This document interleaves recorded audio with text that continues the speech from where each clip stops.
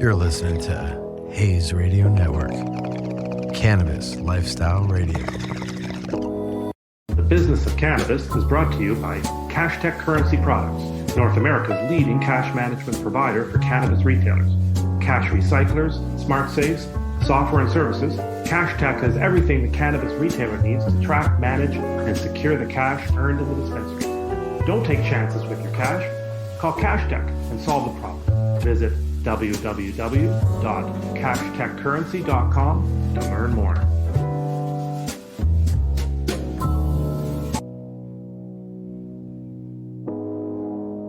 You're listening to Hayes Radio Network, Cannabis Lifestyle Radio.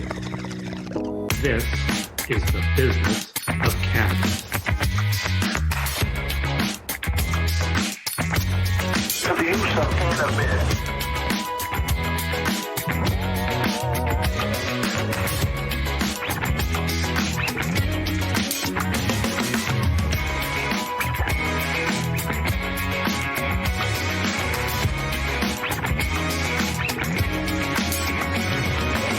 So welcome to the Business of Cannabis. We'll be bringing you interviews on a weekly basis with the most influential and knowledgeable people in the retail cannabis industry. We're talking tech leaders, service providers, dispensary owners, lawyers, consultants, growers. If you're connected in any way to the retailing of cannabis, if you're thinking about getting into the industry, then the Business of Cannabis is a show for you.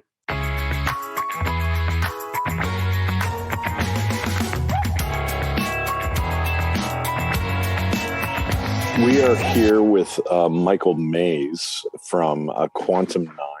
And Quantum 9, they help busy entrepreneurs and investors become cannabis business owners. Michael, welcome.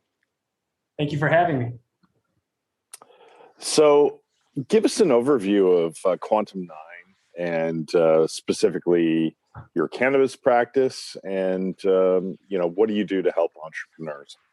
Sure. So the primary function of our business is to get licenses in merit-based states or countries where organizations compete based on merit, a total score on the acquisition of a license.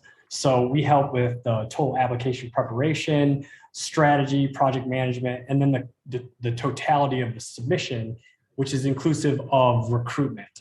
Recently, we've also transitioned into a little bit of the mergers and acquisition space. So once the license is won, we've started to work a little bit on the finder of financiers or large MSOs looking to buy the organization outright. Great, thanks for that. So in terms of, take us through like the issues facing like a dispensary during kind of setup and launch phase. Sure. So initially, it's all about winning the license. So depending on where you're launching the business, there could be different criteria to actually acquire that license. Some states require a separate state license and then a municipal license, such as Michigan or California, or there could just be a limited number of dispensary licenses in the state, such as Illinois, Pennsylvania, just to name a couple. So that would be like a lottery? Like a lottery thing? Well, so there's different states have different structures, and even different municipalities inside different states have different structures.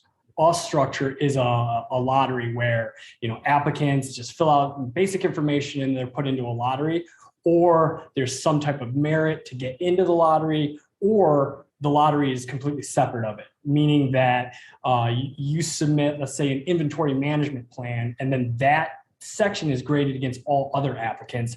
And then the total of all of your scores and all of your different sections are added up, and the winners of those get licensed. So for instance, in Pennsylvania, there was only 12 grower processor licenses available in the first and second round, of which Quantum 9 took first place in both rounds. Nice. Amazing. And then in Delaware, there was only 3 licenses available, and that allows you to grow, process, and dispense with 2 dispensaries or more. So in that state, it's all based on merit, no lotteries, and we took second there.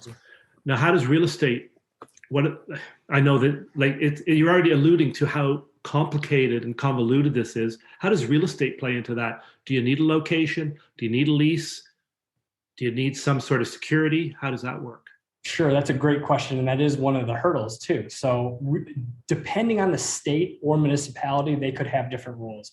Illinois has been one of the first states that has said for their adult use recreational licenses that they don't necessarily need the applicant to apply with real estate. In other states and municipalities, they want the facility under control, meaning that it could be an active lease, a contingent option to lease, or a contingent option to buy. But either way, some type of financial and regulatory legal document that can be submitted to the state to show that you have control. And even most recently in Ohio, they're even allowing multiple potential tenants to submit with the same real estate. So every state will have their quirks, but real estate is another big hurdle to overcome, because not only do you have the complexity with submitting that real estate, but you also have to ensure that it is in a zone that is approved by the state or municipality, meaning that it's got to have certain setback distances from schools, playgrounds, public works, and even in states where it's municipality driven, the municipality could even designate certain zones within the area that are for dispensaries. So that's a challenge across the board. And you might have like the last point, like you might have financial obligations attached to that before you're even anywhere near opening, I'm assuming. Yeah, and that's where things get really sticky, because we always advise our clients to keep overhead during the interim time between when you submit to when you win at an all-time low. And this is where a lot of the Canadian companies got into big issues, because they acquired a piece of real estate that they're paying monthly rent on. Health Canada took forever to license these facilities, and they just simply ran out of resources before they even got up to bat.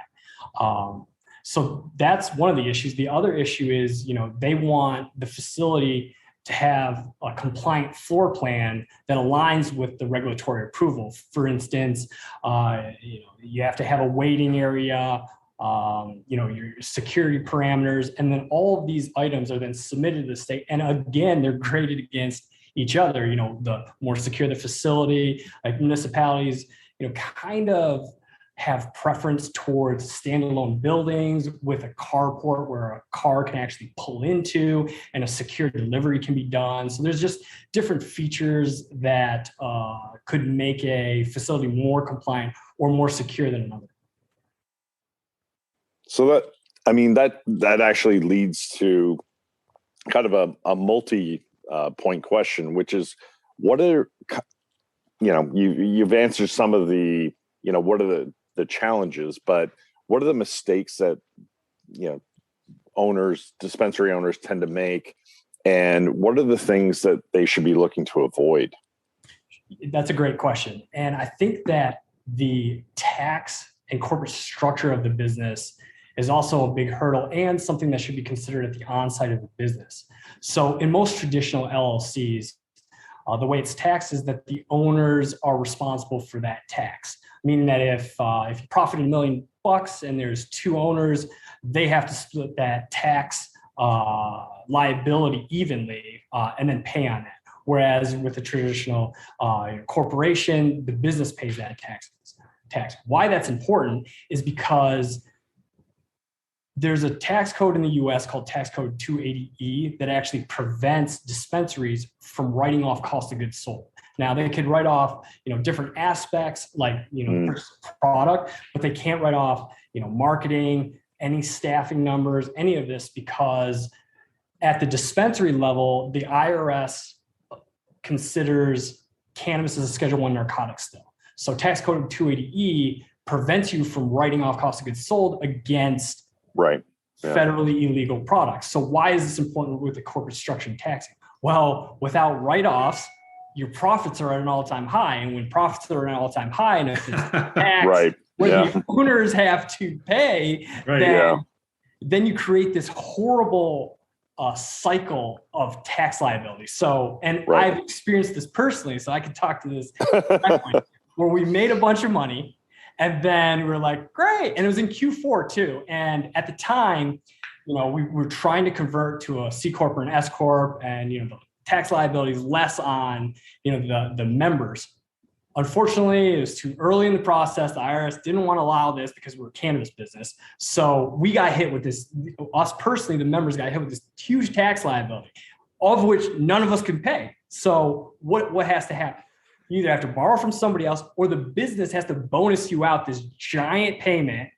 And then that again becomes a liability on next year's taxes. So you then kick this can down the road over and over again until, a buyout of some sort, or you catch up. Or you make even more money.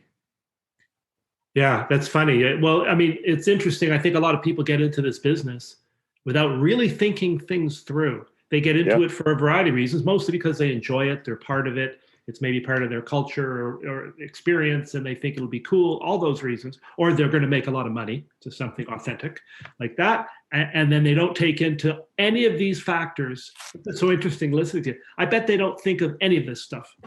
Yeah. The business plan. I mean, have you experienced that? They come to you with a business plan and you're like, you've missed about 25 questions. Yeah, well, if our clients had all of the knowledge, they wouldn't need us, right? So I guess there's something to that. There is an inherent value in their misunderstanding of the industry, which is okay. And a lot of this we clear up from the beginning. And one of the biggest hurdles right off the bat is what some of the financial requirements are. So to even acquire a dispensary license in, let's say, a heavily limited state of those dispensary licenses, let's say that there's only 5 licenses in the entire state. Companies can spend anywhere from $650 to $1 million on just getting the license alone. And that is all of their costs: lobbying, legal, any of the facility design stuff, all of it, as well as our consulting fees. So that's just to get the license. Now, when there's smaller markets or markets that have an unlimited amount of dispensaries, those numbers are drastically lower. But fast forward to the other side of the application win. To get up and operational, you should budget anywhere from, $300,000 to $600,000 worth of build out and tech, depending on how ornate the dispensary is, and whether you're renovating or building from scratch. So those are just roundabout numbers. And then it could take anywhere from $1 million to $1.5 million to actually operate that, and that's in USD. And then depending on the throughput, if you have huge numbers, then those operating costs could just increase depending on how much money you actually make. That's fascinating. Thanks for that insight. So where do you see the industry going over the next, 1 to 2 years, let's say? 1 to 2 years in the United States, we'll see more and more states crawl before they walk, meaning that usually it starts with some type of decriminalization, then some type of medical program, and then it migrates into a recreational program. So if you look at the landscape, there's quite a lot of meat on the bone from those that are still have some type of legislation to go, and then those that are currently medical, which will have some type of adult use in the imminent future. As far as federal legalization in the United States, I think we're pretty far away from that, mainly because FDA would have to get involved if they consider this a drug or if it's a nutraceutical. Either way, there has to be processes that are put in place, and that could be quite timely. What about, let's talk about the elephant in the room, New York. How do you see that? I mean, I hear so many people say, okay, California went the way it did. Not that it's not a market and it won't change, but okay, it wasn't quite what they expected in terms of sales and in terms of, what about New York? Again, a great market. It's still unclear as to the final rules and regulations on how everything will pan out, but it could take one of 2 tracks. The first track is that the state is less of a focus, and the municipalities are more of the focus, meaning like California or Michigan, where the state just grants a state license once a municipal license is won. So then the liability is no longer on the state, down to the municipality. They have their own merit-based licensing rounds or lotteries, and then the winners are then approved based on, a geographic area. Or the state can go with more of a state-based model where they say X amount of dispensaries are spread out across the state, and in different zones of the state, there's going to be more licenses. We saw this model more in the Illinois market, where they had 2 waves of licenses, 75 in the first wave and 110 in the second wave. And they were broken up into what they call districts, of which the majority of the licenses were near the Chicagoland area. So that could be one of the 2 models that they select, but it's still, they're still in the rulemaking process. And if you had to guess? I've heard both Okay. sides. For us, as a consulting firm, we would want it more Right. State-based. Difficult, because, yeah. The more Right. difficult it is, the more business that we make. But also, it could go either way, because in a state like Michigan, there's these different hubs that have their own merit-based licensing rounds, meaning that instead of just one big one, we could have 4 small ones like New York City, and different of the larger cities in New York, which could have their own licensing. So that could be an advantage. It could be not, but usually either way, we'll do fine. But what's most interesting is, how does the state make the most tax revenue off of this, which is one of the biggest things that they're considering. So is it a better approach to have, a lot of these locations spread out, or is it, maybe a few hubs, see how the supply demand matrix goes, and then add new licenses? So it's still be determined either way, which is the best approach. Well, it's definitely an ever-changing and interesting space because of all of these things. So, Michael, from Quantum 9, I would like to thank you for taking the time today, and hopefully we can have you back on at a later date. Thank you so much. Thank you. Thanks. The Business of Cannabis is brought to you by Cashtech Currency Products, North America's leading cash management provider for cannabis retailers.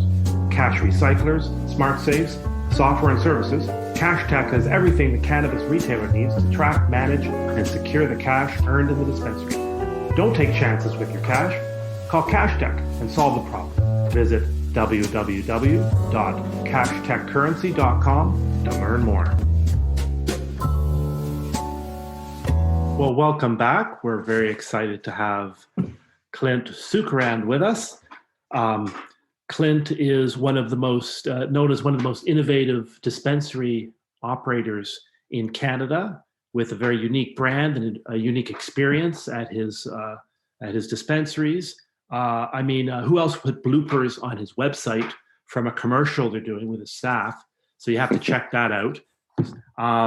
Founded in 2019, Clint owns the Gonchika House chain of dispensaries with 2 successful locations in Brampton and a 3rd to be opening shortly in Barrie, Ontario. Clint, welcome to the Business of Cannabis. Hi, David. Thanks for having me. Well, thanks for coming on. Hi, Clint. This is Matt. Glad to have you. What we'd love to hear is, give us an overview of the Gonchika story and how you got into the cannabis industry. All right. Well, that's a great question. Well, prior to the cannabis industry, I was really engaged in food manufacturing, import, export, distribution across the US, Canada, and the Caribbean. How I got involved in cannabis is that I was always interested in cannabis as a real, sort of medical vector for helping so many people. And I thought sort of blending cannabis with food would have been a fantastic, method to really get cannabis into the hands of the people who really, wanted to do it in a legal way without smoking. So I put my name in the hat for that, the Ontario Lottery in January of 2019. And I was selected. I was one of the 25 entrants who were selected to apply for cannabis licenses and open retail stores thereafter. And Ganjika House was basically formed from, sort of some self-reflection. I sort of discovered who I was and what my connection is with this cannabis plant. And Ganjika was born from basically my heritage. I am originally, I'm of South Asian descent. I was born in Trinidad and Tobago. And my ancestors from India were all Sanskrit scholars. Well, not all of them. They were Sanskrit scholars who came to Trinidad to sort of help bring culture from India to Trinidad as well. So Ganjika is actually paying homage to both my connection to the plant and my Sanskrit roots. Ganjika is the root of ganja. Ganja is what we call cannabis in the Caribbean. So right. Ganjika demonstrates that connection of myself and to the plant as well as to my culture. And house, why did I choose the word house? Is because ganja was always something that was community. You know, we all smoked a joint or a spliff with our friends. We had fun. We had great conversations. You know, that was what cannabis to me was about, like, you know, that connection to the plant, as well as doing it in a real community-oriented way, you know, not in this sterile dispensary, medical, sort of all white sort of environment that's very cold. I focused on really what my connection was and how much I enjoyed this sort of culture of cannabis. And at the end of the day, I discovered maybe in my past life, I was an indica. So it was a very significant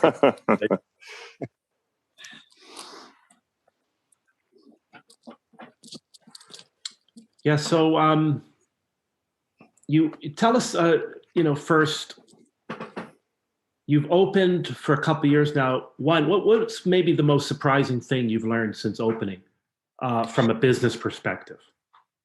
From a business perspective, it's really I wouldn't say like, you know, from a business perspective, the most surprising thing would be the breadth of the customer, you know, really trying to understand, you know, who is the cannabis consumer.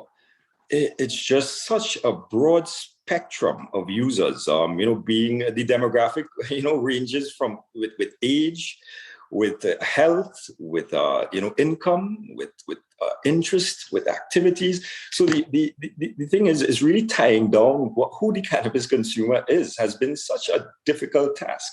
Because, you know, we all sort of had an image of, you know, the stigmatized image. Of course, it's going to be the stoner and the...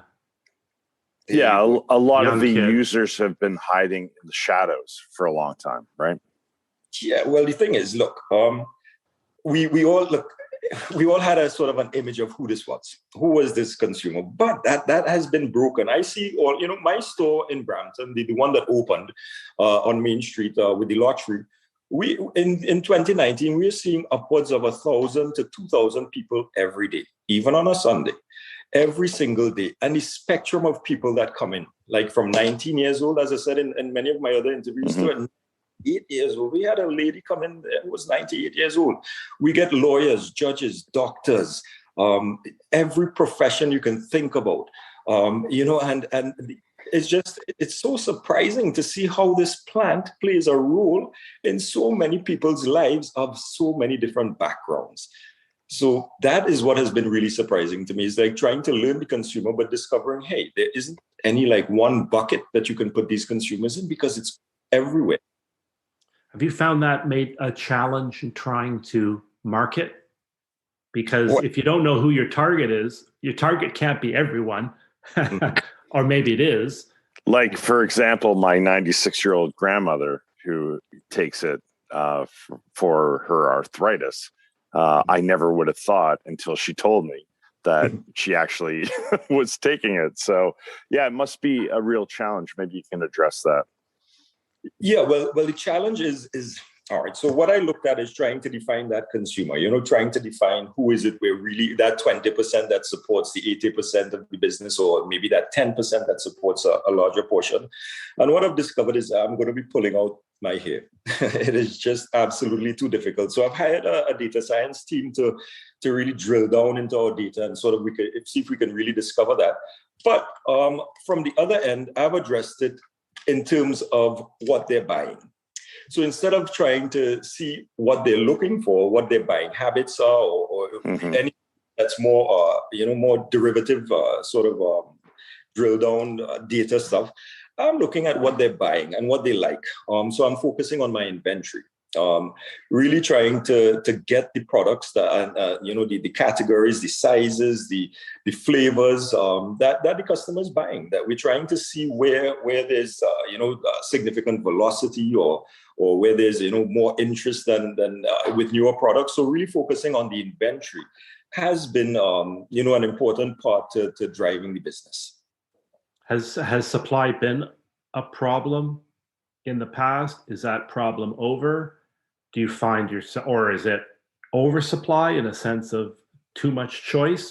How has that worked out? Or I imagine that's an ongoing challenge in the business. No, that's a fantastic question, because the ecosystem for cannabis has changed so much over the last 2 years. Now, in the beginning, we were limited to 25 kilos per order. We were limited by the amount of stuff that we could buy, the amount of LPs that were available, the type of product we could buy. We only had flour and pre-rolls in the beginning. Now, there are no limits. We have every single category you can think about. We have innumerable LPs. We have significant choice. Now, having said that, I don't believe that the evolution of the industry is really in line with what the demand is sort of forecast to be. Right now, we're looking at a bunch of LPs producing a bunch of mediocre product. Now, if we want to really dominate the market, I told them essentially my mantra has been the plant is a vector for THC. We are selling THC and CBD to the customer. And the plant is basically the means to get the product into their body. As such, we should really focus on developing high THC product that is in demand, product that will move quickly and really pull the consumer across from the illicit market. Now, without those sort of tools in our toolkit, the battle becomes immensely more difficult. It's like, taking a knife to a gunfight. You have to make sure that you have the proper, strains, proper THC levels, proper variety. Like, for example, the 10 milligram limit on the edibles. I mean, for somebody who's never used cannabis before, that's fantastic. But when we have people who are consuming this, weekly or more frequently than that, 10 milligrams, I understand the intent is safety and all that good stuff. But at the same time, sort of limiting the customer to 10 milligrams in an edible is a little bit atrocious. I think, there's a funny story. One of my customers came in. He was so happy when he got the edibles. He bought about 3 or 4 of them. The next day, he came back with the empty wrappers, and he told me, he said, "You know what? I'm going to get diabetes before I get high, buddy." Because it's really sugar in those products, more sugar than THC itself. Yeah. But he was consuming it on that quantity. Like, he had to take maybe 8 to 10 of those to even get a buzz. Crazy. So, really addressing, like, we understand we want to be safe. We want to make sure we're keeping out of the hands of children and minors. At the same time, we have to know who is it we're serving. Are we doing something that's really benefiting them, or are we driving them really towards looking for other more suitable products, which aren't on the legal market? Yeah, and I think what the governments are trying to do is, to your point, baby steps in, so that they're not coming out of the gate and allowing everything to happen, to get into any kind of trouble. And so I think, that will open up. But so tell us, what are your plans for the future? Like, what does the future look like for you? Well, we are opening more stores. I intend to increase the footprint of Ganjika House, really bring my brand of kindness and try to really differentiate and destigmatize, cannabis using our storefronts. So as of now, I have a plan to open 3 more stores. So, sorry, total number of stores of about 5 stores in Ontario. I am looking for more locations to sort of, increase, maybe to 10 to 20, but it has been exceedingly difficult with the landlords. They're thinking I'm just an independent, and not knowing that I'm actually one of the better top performing stores in the country. So it has been sort of a difficulty there getting, big landlords like with these plans, like the smart centers, for example, or, to really partner with a little guy like me. It has been very difficult. Even though I'm well financed, I'm good to do, they just want to go with these bigger guys. And I think that's really an encumbrance for me and a real shame being, especially being a minority in this business. There we already have, so many other obstacles to deal with. I think, the locations too have been, sort of a disappointment. Like, we show them they need everything they need. We have all the money, everything there, and they just say, "Oh, no, we can't do it with you." So it really, it's a headache because it should be fair. It should be fair. Yeah, that's very disappointing to hear, because to your point, it should be fair, and it really shouldn't matter, if you're part of like a bigger operation. It should be, if you have the money and you have the opportunity, that's what should win at the end of the day. Yeah, I completely agree with your sentiment, and I wish these landlords would agree with me too, because I have yet to get one store, in like a nice what would you call it, like one of those big shopping centers sort of thing. Like a smart center. Exactly. Yeah. So, well, maybe you and I can chat after the show. I might have some connections that can get you in there. But there you go. Yeah, it's a little side business. Yeah, exactly. So, Clint, thanks so much for being with us. Really appreciate your time. Really appreciate your input in, and I'm sure you've helped other cannabis store owners out there. And hopefully we can chat with you again soon.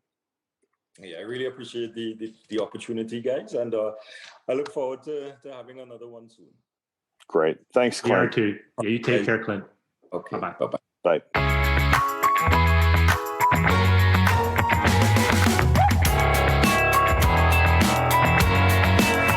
The Business of Cannabis is brought to you by Cashtech Currency Products, North America's leading cash management provider for cannabis retailers.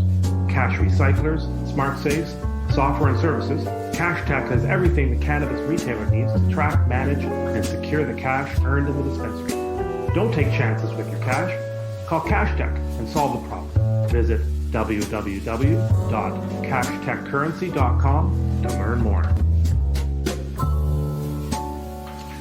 So welcome back to the show, The Business of Cannabis. And for our next guest, we're pretty excited. This is Elena Ozhitskaya, who works with Indica Online as the Director of Sales. So we thought this would be really interesting, a deep dive into some technology that cannabis dispensaries need to get their head into if they're going to be successful.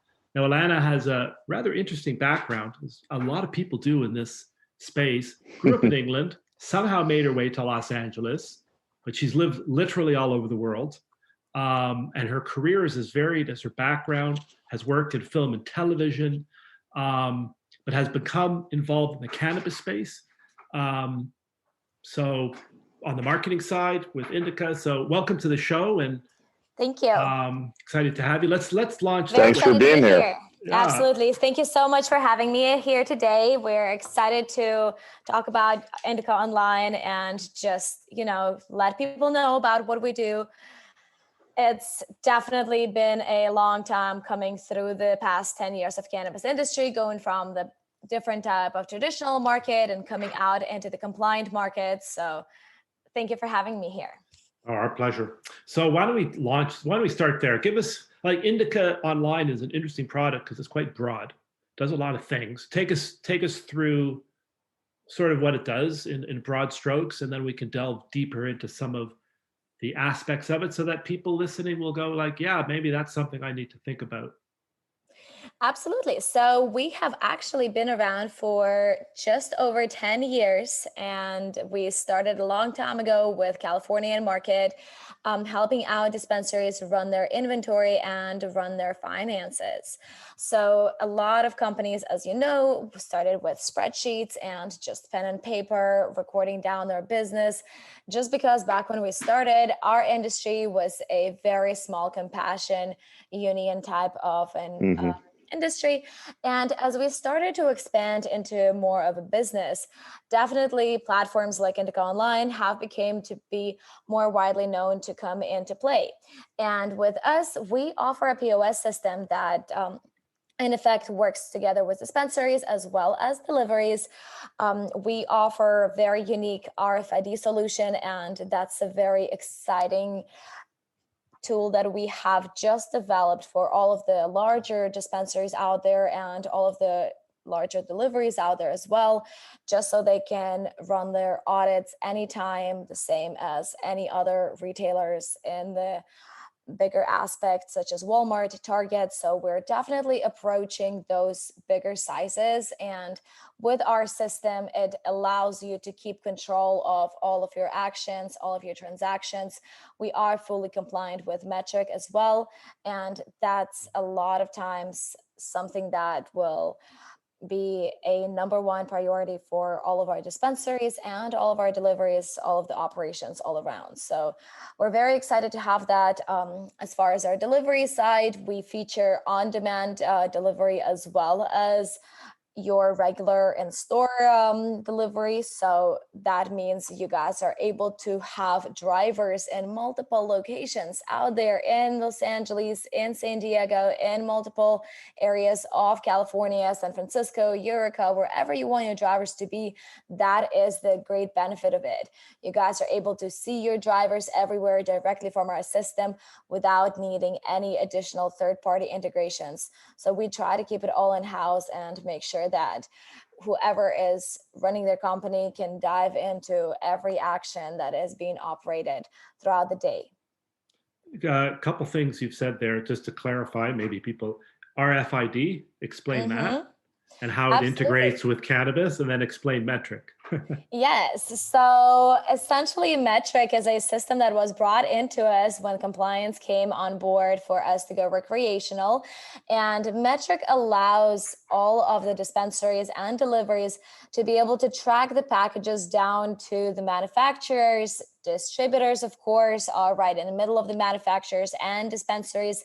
And it allows you to track it all the way down to the grower who grows the product. So that's a really cool asset that we're able to utilize these days. And that, of course, leads us into that track and trace system. So everything from the plant that has been cloned off a mother plant inside of the grow house down to all of the trim that comes off it is tracked in the cannabis industry by the BCC, which is, of course, our Bureau of Cannabis. And in order to track all those steps, the BCC does use RFID in the grow rooms. It makes it really easy for them to walk into any huge thousands of square foot facilities. Sometimes it's a couple of acres facilities that we have, and they will count up the plants through those RFID tags. Moving into that manufacturing distribution, they do also use those RFID tags moving through each facet of our industry. And on our side, for the dispensaries and for the deliveries, we also brought that for them too. So now they're also able to use that RFID technology. And what it is a radio frequency technology. It's a metal label that is encoded with that radio technology, what that product is. It also has a barcode, so the bartenders are able to scan all the products when they are leaving the facility, but also the managers, the owners, inventory specialists are able to go in any day and run an audit with a scanner to see how many products they physically have on hand versus to how many products they have on the system. That way, their audits become so much simpler, so much easier. It saves a lot of labor, it saves a lot of time, and it's the most efficient way to be doing any audits for any large scale dispensary or delivery. Is it a big deal to implement that system? It's really not. To put it in context. Oh, really? Okay. Yeah, it's very, very simple. I feel like the biggest scary part is always change. So any change that comes in is always going to be somewhat scary, and someone is going to require a little bit of adaptation. But this is a very simple switch because we already have to label all of the products in dispensaries as is. And the only difference with this label is it's just a metal encoded label, different printer that not only prints out your barcode, but also encodes your label with that information. And those scanners will be available right there at Held that will be able to just do additional functionalities. So it's a very easy implementation process, and it works incredibly. No, I can, it's almost like it's surprising that it didn't exist before. It is. Because Yes. it has in other places, but I can see why, you're growing, you're growing. It would be something you would just ignore. Maybe it's easy to ignore it and throw people at it, or time or energy or money. And then you're absolutely. Yeah. Because it's definitely something that's been around for many, many years, but finally we're able to utilize it in cannabis too now. So the POS system manages, I'm assuming, the in-store sales for a company. Yep. The delivery app manages your deliveries across your chain from a central location. So that's pretty cool. Yep. Yeah. And you guys can also benefit from having a online website that's also created by our system, which we are also developing an app for right now in Apple Store. So that's going to be very exciting.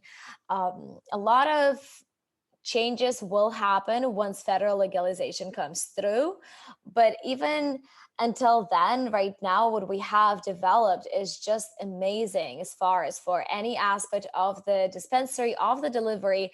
Having that technology makes your operations so much more efficient.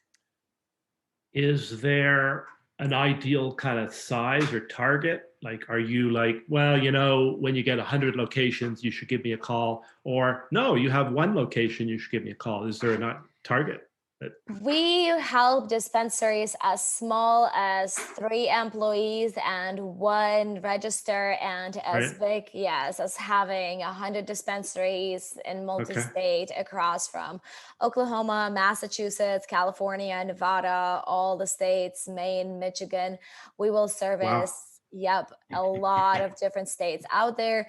Anybody who has metric will definitely be out there. We've just gotten a client onboarded that's in Santa Marianas, Northern Marianas Islands. So that's very exciting because that's the first dispensary they're ever going to have, and their commission has just approved them. They saw the way that Indica Online runs and tracks every part of the sale and inventory aspect. They were very impressed with that, and they of course went ahead and green lighted that operation for them to go forward with. So it's a lot of aspects that we can really help out for many smaller and larger dispensaries. And take me through that process. Okay, I bet a lot of people get started. Correct me if I'm wrong. They get started, they grow 3 or 4 or 5 dispensaries, and then they go, I now have a pretty big business and I've ignored some of these issues.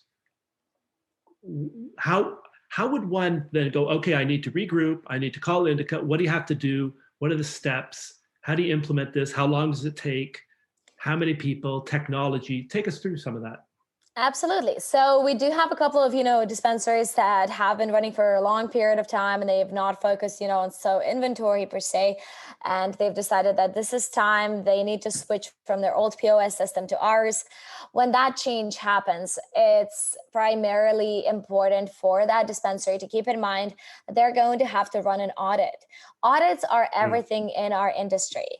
Even if you have everything to the T, or you think you have everything to the T, the system glitches happen. And that is something that we always warn all of our customers about. Recently, there was a situation where Metric got disconnected from all the POS systems. And I had so many clients call me saying they want to switch from their POS because they're not connecting with Metric. So we're not we. And we had to explain to them that this is a technological world and those things do happen. So it requires a lot of patience. With that patience and proper steps, with team being ready for change, as long as you have all of your products ready, you will be able to get your transition done, because essentially all it requires is just having your inventory transferred from one system to the other, making sure your customers are transitioned from one system to the other. You also do have to keep in mind that the customers you transfer, for most part, are all going to be new customers in a new system. There is no way to make those customers not new without them starting to purchase products, unless they're coming back to the previous account they used to have. Yep. So with that instance, a lot of times I'll have customers who will get pretty upset that they don't want to be giving out first-time patient discounts to all of the people who've already came to the dispensary before.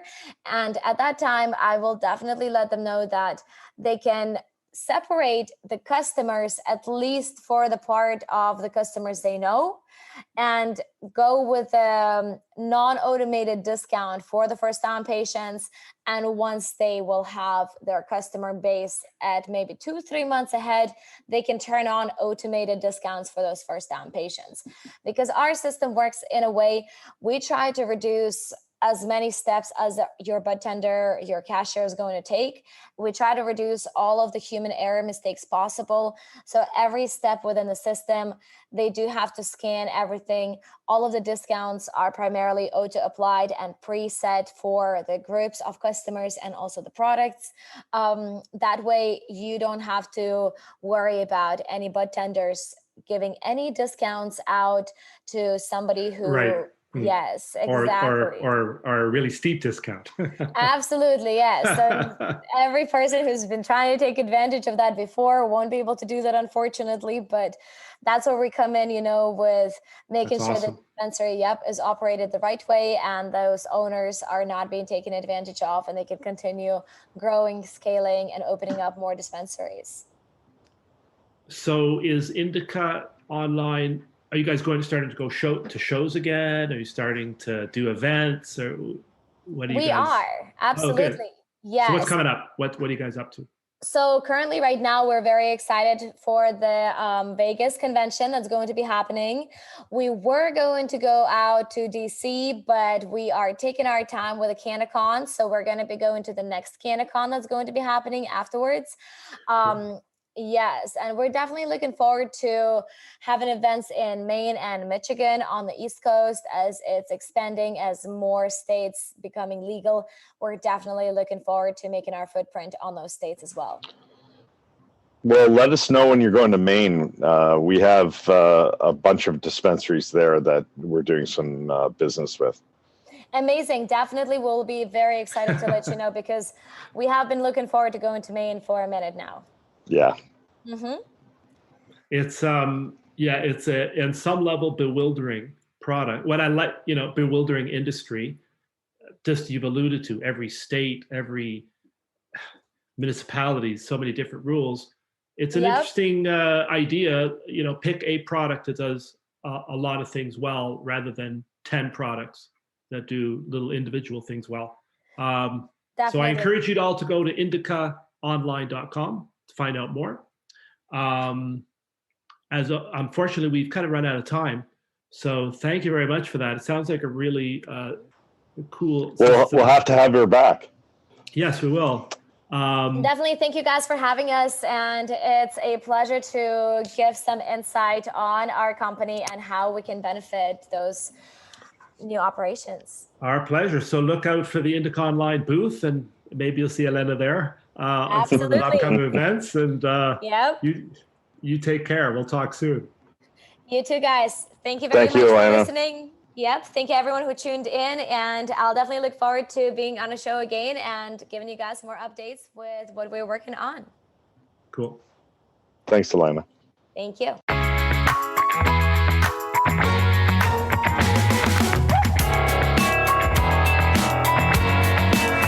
The Business of Cannabis is brought to you by Cashtech Currency Products, North America's leading cash management provider for cannabis retailers. Cash recyclers, smart safes, software and services, Cashtech has everything the cannabis retailer needs to track, manage, and secure the cash earned in the dispensary. Don't take chances with your cash. Call Cashtech and solve the problem. Visit www.cashtechcurrency.com to learn more.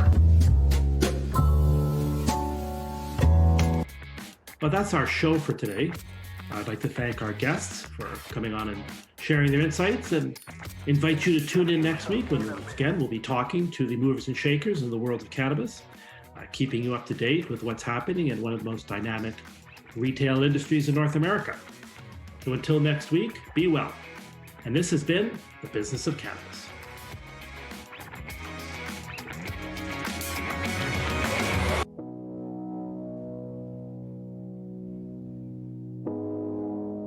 You're listening to Hayes Radio Network, Cannabis Lifestyle Radio.